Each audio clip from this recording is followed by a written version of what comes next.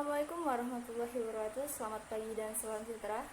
Baik, di sini saya Tiffany Belanisa NIM D112118105 beserta dua rekan saya yakni Eka Yulastika Nainggolan NIM D112118115 dan Angan Putra Pratama NIM D112118116. Di sini kami akan membahas the basic of corrosion sebagai kelompok pertama.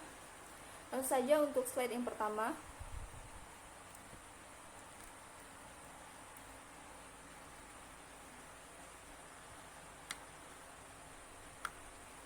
Yang pertama yakni korosi. Korosi didefinisikan sebagai penurunan mutu logam akibat reaksi elektrokimia dengan lingkungannya, menurut Treadway pada tahun 1991. Pada peristiwa korosi, logam mengalami oksidasi, sedangkan oksigen atau udara mengalami reduksi.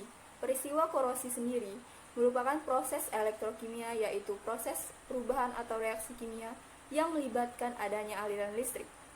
Bagian tertentu dari logam berlaku sebagai kutub negatif atau elektroda negatif atau yang disebut dengan anoda, sementara bagian yang lain sebagai kutub positif atau elektroda positif yang disebut dengan katoda.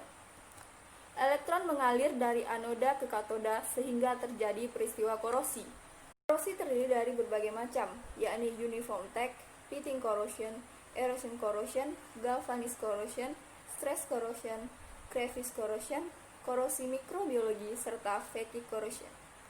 Adapun untuk uniform attack atau korosi seragam adalah korosi yang terjadi pada pipa bulbs, korosi yang terjadi pada permukaan logam yang diakibatkan reaksi kimia karena pH air yang rendah dan udara yang lembab, sehingga semakin lama logam akan semakin menipis.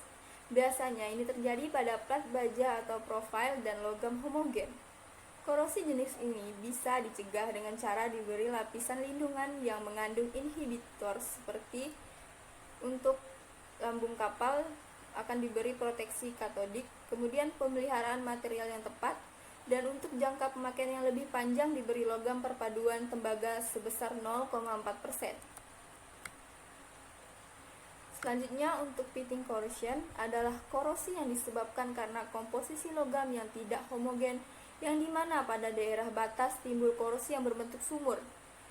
Korosi jenis ini dapat dicegah dengan cara yang pertama, yaitu pemilihan bahan yang homogen, kemudian dapat diberikan inhibitor, serta diberikan coating dari zat agresif. Lanjut untuk erosion corrosion atau korosi erosi.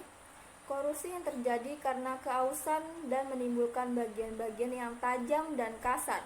Bagian-bagian inilah yang mudah menjadi korosi dan juga diakibatkan karena fluida yang sangat deras dan dapat mengikis film perlindungan pada logam.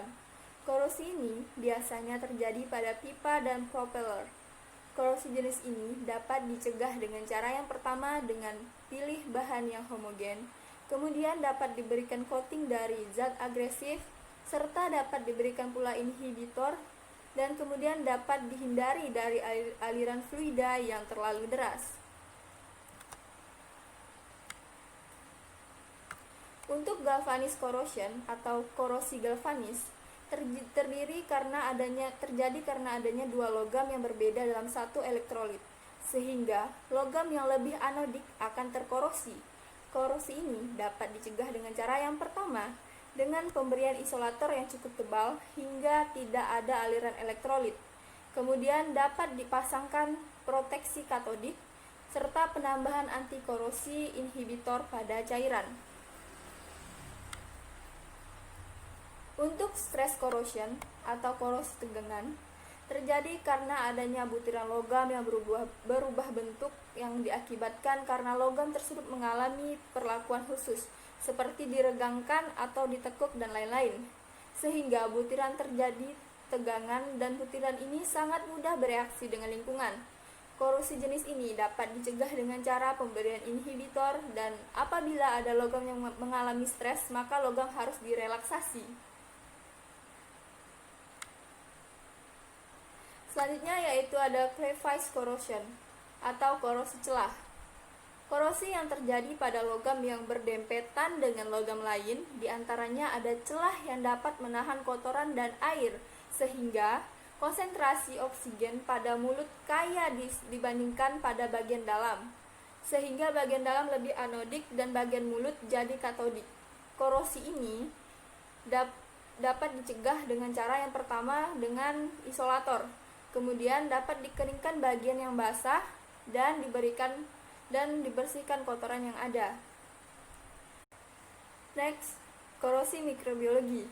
Korosi ini terjadi akibat adanya mikroorganisme pada permukaan logam. Mikroorganisme yang dapat mempengaruhi korosi antara lain bakteri, jamur, alga, dan protozoa. Korosi jenis ini dapat dicegah dengan cara yang pertama, memilih logam yang tepat untuk suatu lingkungan dengan kondisi-kondisinya. Kemudian memberi lapisan pelindungan agar lapisan logam terlindung dari lingkungannya, serta memperbaiki lingkungan supaya tidak korosif, dan perlindungan secara elektrokimia dengan cara anoda korban atau arus tandingan, serta yang terakhir memperbaiki konstruksi agar tidak menyimpan air, lumpur, dan zat korosif.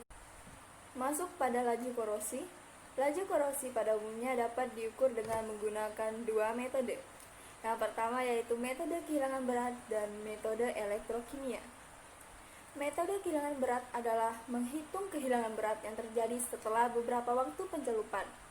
Metode kehilangan berat di mana dilakukan perhitungan selisih antara berat awal dan berat akhir.